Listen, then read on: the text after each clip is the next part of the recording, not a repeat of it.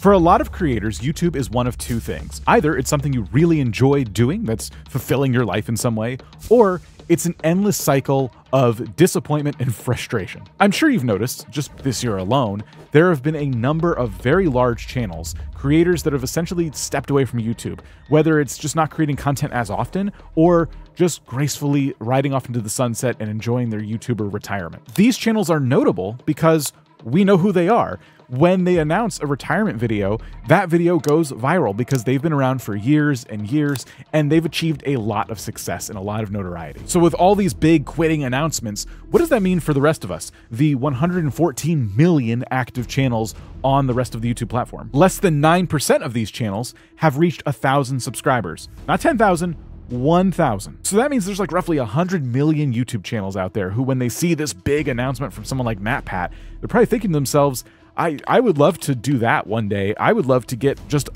1,000 views on a video. That would be nice. So this video is for people out there who are feeling that frustration, because maybe you saw those quitting announcement videos and had an existential crisis, or maybe that was just me, but it is important that you keep going and we find ways to get you over these hurdles that you're experiencing so that you one day could have your own YouTube retirement video after many years of glorious YouTube success. So let's talk about motivation, because nothing is as demotivating as posting videos time and time again and not getting anywhere. Over on the YouTuber subreddit, I saw this Reddit post that says, "It's so hard to stay motivated when no one watches your videos." They essentially asked everybody on the subreddit, how do you stay motivated? Every time I upload, I get disappointed and I start to feel like giving up. Seeing this Reddit post really struck a chord with me because it brought me right back to how I was years ago on this platform. I was struggling to get views. By some miracle, I eventually hit monetization. Then the money I was getting was almost nothing, and that was hugely disappointing. And then friends of mine who were really successful on YouTube were also having their own struggles, which put me inside an echo chamber of people just constantly talking about how much they hated YouTube and it was hopeless and the algorithm and this and that. It was awful. I was in a really bad headspace before joining vidIQ like years ago. Something that helped me though, and my first tip for you to help stay motivated, is if you find yourself on, say, a Discord server or a subreddit where everyone is just being really negative. I'm not saying the YouTuber subreddit is like that. There's actually a lot of positivity over there. I'm saying that if you are in a community, like a small community like I was in, where a lot of people are just mad at YouTube all the time, I encourage you to spend less time in that community, because once I did that, that helped me a lot. In fact, joining vidIQ was really interesting for me because everybody I work with to this day is still very positive about YouTube and positive about what people can achieve on this platform. That positivity is something that a lot of creators don't have. And a lot of it stems from the thing that brings us all misery, the YouTube algorithm. How do you survive this thing without just eventually quitting before you get anywhere on YouTube? How do you work with the YouTube algorithm? Let's just talk about you for a second. Put the algorithm aside. Let's zoom in on why you even started YouTube in the first place. Even to this day, I ask myself questions like this to help stay motivated. But why did you start in the first place? Was it simply because it was a creative outlet for you? Or were you using your channel as just a place to catalog all the fun things you were doing in life so you could look back at it one day? Or were you looking to leave a bigger legacy behind, something that you could actually turn into a career? None of those goals are the wrong way to approach YouTube, but if you want to achieve them, it's really important that you don't quit yet. And if you don't quit yet, what's going to happen? Will that persistence pay off? In this post, a creator shared how they released 20 videos in just 2 months before they started getting any views at all, which probably took a lot out of them. But after 7 months, they'd achieve 1,000 subscribers. This is a classic example of a YouTube creator who just kept going, and that persistence did finally pay off for them. And I know it doesn't happen to everybody, but imagine you have a video that's like 300 views, and it's not going anywhere, and you're just frustrated, and you move on from it. Well, if that video was well researched, and it was for a specific audience, what's cool about the YouTube algorithm is that it's going to keep working in the background to hopefully eventually find somebody to match that video up with. And once they understand the person who watches it and enjoys it, they can do that again and again and again. Before you know it, an old video that you released months ago can snowball. It's happened to us. We've released plenty of videos that at first didn't do too great, and then suddenly, days, weeks, months later, the graph just picks up and it goes into the stratosphere. Some of our best videos have that same exact story. The problem is, it can't come back to life if you don't keep posting. It technically could, but you have way better chances if you keep posting. Because if somebody watches a video you released today and they enjoy it, they very well might go back through your back catalog of content because they want to see more. And that video that wasn't doing super hot may resonate with them. and suddenly YouTube is collecting more data on this new audience from this new video, and they're like, hey, the old video works too. And that video starts to spread once again in browse feeds everywhere, bringing in even more new viewers. It can also happen completely by accident. Let's say you cover a celebrity on your channel, right? You're just wanting to give kind of a video essay about where they started and where they are today. A few years go by, it didn't do super well, but then that celebrity starts a new project, or they get involved in some controversy, or something happens to them, right? Well, people start searching. Whatever happened to this person? Like, I haven't heard about them in forever, and now they're all over the internet.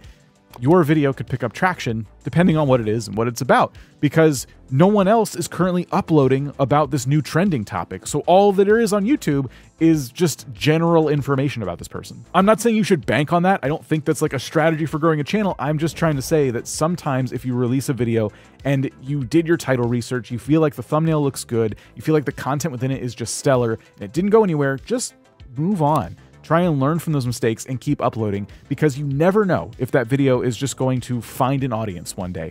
I don't want you to delete that video because it didn't do well. That's like a practice a lot of channels are doing. I'm noticing more and more. Don't do that. Don't do that. Anyway, something similar happened to another creator who posted a video and it just lay dormant. It died, nothing happened to it. And then about a year later, 2.5 million views. All the examples you're seeing here are basically evergreen content, which can be very difficult to make on a consistent basis. But we make it every so often. Every year at the beginning of the year, I do a video about how to start a gaming channel, and that stays relatively evergreen for the entire year. And then I update it a year later. I take all the information I got and I update the video for this new audience. When we post a new video, it can do pretty well and then kind of die off, but it's the evergreen content working in the background, really keeping stuff looking very impressive in our analytics throughout the year. Once you have that popular video on your channel that takes off, as long as the other videos you've made around it are similar to it, it can have a ripple effect where people are binging your content. They watch this popular video, they've never heard of you before, and now they're bouncing around your channel trying to see what else you do. So don't just stay motivated to post content regularly, stay motivated to post the kind of content that you are genuinely proud of, that really resonates with you as the creator behind the channel. I say stuff like this all the time. If you're a regular here, you know that, but what never fails to happen is that people in the comments will still say, I'm doing all of these things, but I'm still frustrated. I post a video, it gets no impressions at all, it completely dies, and I'm just done. If that sounds like you, have some good news, because there are ways to take a video that you've put a lot of time and effort into and turn it into something that can get views even today. A simple and effective strategy for reviving a dead video is to first change the title and the thumbnail. Look, I know that it can be a little bit annoying to have to go back to the drawing board. Some of us just absolutely hate doing this part of YouTube, but now the video's out, your original title and thumbnail didn't work, so you know not to do that again.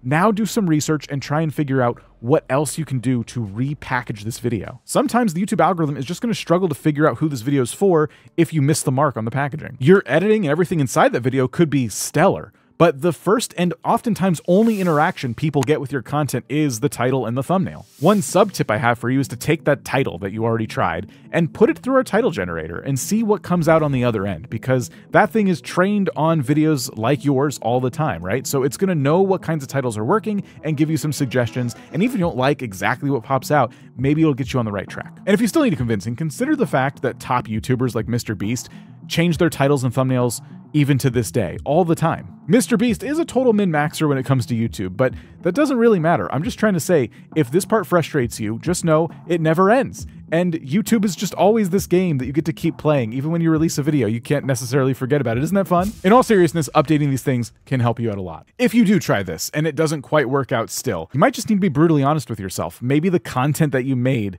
just isn't hitting with any particular audience. At that point, it's just important to move on to the next video. It is cool to update things and see them kind of take off, but sometimes it just doesn't work out, and you shouldn't just sit there bashing your head against the wall with one old video when you could be making something new. If it makes you feel better, the uncertainty around titles and thumbnails and updating them isn't unique to YouTubers at all. As this Redditor puts it so well, authors, musicians, actors, artists all face the same challenge. It's so hard to stay motivated when no one comes to your show, reads your book, or listens to your music. I love how they go on to answer the motivation question as well, and it's something we should all take to heart. They say to shift your focus from external validation to internal satisfaction and progress. That's why at your core, you really need to enjoy what you're doing on your YouTube channel so that you can stay motivated to keep going. And if you do, results will follow. On a more practical note, there is a lot you can do to take the very long journey that is a YouTube channel, a successful one, and make it a bit easier for yourself. Start by setting short-term goals.